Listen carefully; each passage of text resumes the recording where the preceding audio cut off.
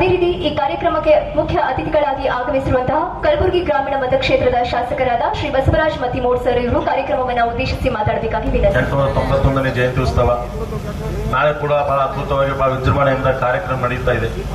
ಇವತ್ತು ಕೂಡ ಅಣ್ಣ ಬಸವಣ್ಣನವರು ಅನುಭವ ಮಂಟಪ ಮೂಲಕ ಎಲ್ಲಾ ಜಾತಿ ಧರ್ಮಗಳಿಗೆ ಮಾರ್ಗದರ್ಶನ ಮಾಡಿ ತೋರಿಸ್ಕೊಂಡಂತ ಯಾರು ಇದ್ದರೆ ಅಣ್ಣ ಬಸವಣ್ಣನವರು ಅಂತಕ್ಕಂಥದ್ದು ಕೂಡ ಇವತ್ತು ನಾವು ಮರಿಲಿಕ್ಕೆ ಸಾಧ್ಯನೇ ಇಲ್ಲ ಅಂತ ತೋರಿಸ್ಕೊಟ್ಟಂತ ಅಣ್ಣ ಬಸವಣ್ಣನವರು.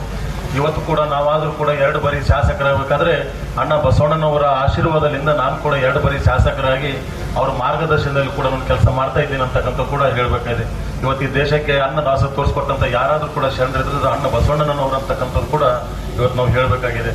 ಈ ದೇಶದಲ್ಲಿ ಇವತ್ತು ಯಾವತ್ತೂ ಕೂಡ ಹೇಳ್ತಾ ಇರ್ತಾರೆ, ಇವತ್ತು ಎಜುಕೇಶನ್ ಬಹಳ ಜರುತ್ತಿದೆ. ಅದು ಎಜುಕೇಶನ್ ಮುಖಾಂತರ ನಾವು ಏನಾದರೂ ಕೂಡ ಸಾಧನೆ ಮಾಡಬೇಕಾದ್ರೆ ಎಜುಕೇಶನ್ ಕೂಡ ಮೂಲ ಅಂತಕ್ಕಂಥದ್ದು ಕೂಡ ಇವತ್ತು ಹೇಳೋದು ನಾವು ಕೇಳಿದೆವು. ಇವತ್ತು ಕೂಡ ನಮ್ಮ ಸರಡಿಗೆ ವಿನೋದ್ ಗೌಡರ ಅಧ್ಯಕ್ಷತೆಯಲ್ಲಿ ಅನೇಕ ಹಿಂದೂ ಕೂಡ ಅಧ್ಯಕ್ಷರಾಗಿ ಕಾರ್ಯಕ್ರಮ ಮಾಡಿದಾರೆ. ಮುಂದೆ ಕೂಡ ಅವರೆಲ್ಲ ಆಶೀರ್ವಾದದಿಂದ ಅನೇಕ ಸಮಿತಿಯ ಎಲ್ಲರೂ ಅನೇಕ ಹಿರಿಯರಿದಾರ. ಸಮಯ ಆಗ್ತಿರಂತ ಯಾರು ಹೆಸರು ತೊಗೊಂಡಿರತ್ತ ಯಾರು ಕೂಡ ತಪ್ಪ ಮನಸ್ಬಾರ್ದು ಅಂತಕ್ಕಂಥದ್ದು ಕೂಡ ಇವತ್ತು ಹೇಳಿ ಈ ಕಾರ್ಯಕ್ರಮ ನಡೀತಕ್ಕಂಥ ಅದ್ಭುತ ಕಾರ್ಯಕ್ರಮದಲ್ಲಿ ತಾವೆಲ್ಲರೂ ಕೂಡ ಭಾಗವಹಿಸಿದ್ರಿ. ಇನ್ನೊಂದು ಸತಿ ತಮ್ಮೆಲ್ಲರಿಗೂ ಕೂಡ ಬಸವ ಜಯಂತಿಯ ಶುಭಾಶಯಗಳನ್ನು ಹೇಳಿ ನಾನು 2 ಮಾತು ಮುಗಿಸ್ತಿದ್ದೀನಿ. ಜೈ ಜೈ ಕರ್ನಾಟಕ.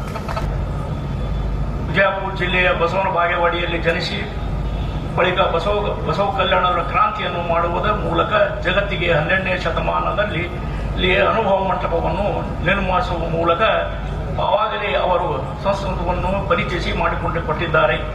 ವಿಶ್ವಗುರು ಬಸವಣ್ಣವರ ಕೊಡುಗೆ ಅಪಾರವಾಗಿದೆ ಎಂದು ಹೇಳುವುದು ನಾವು ನೀವೆಲ್ಲರೂ ಕೂಡಿ ವಿಶ್ವಗುರು ಬಸವಣ್ಣನವರ ಹಾಕಿಕೊಟ್ಟಿರುವ ದಾರಿಯಲ್ಲಿ ನಡೆಯಬೇಕು.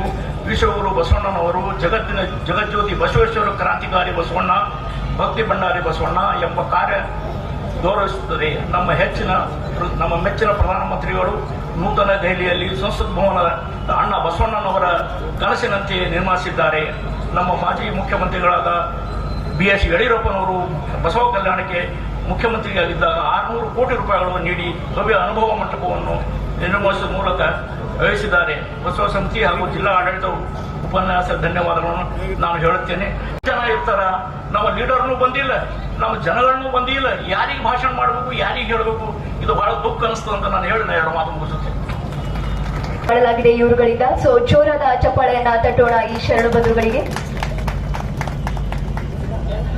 ಅನ್ನದಾನ ಮಹಾದಾನ ಅಂತ ನಮ್ಗೆಲ್ರಿಗೂ ತಿಳಿದಿರುವ ವಿಷಯ. ಸೊ ಆ ಅನ್ನದಾನ ಮಹಾದಾನ ಎಂಬ ವ್ಯಾಖ್ಯೆಗೆ ಇನ್ನಷ್ಟು ಬೆಳಕು ಕೊಟ್ಟಿದ್ದು ವಿಶ್ವನಾಥ್ ಪಾಟೀಲ್ ಹಾಗೂ ಮಹೇಶ್ ಅವರು ಅಂತ ಹೇಳ್ಬೋದು.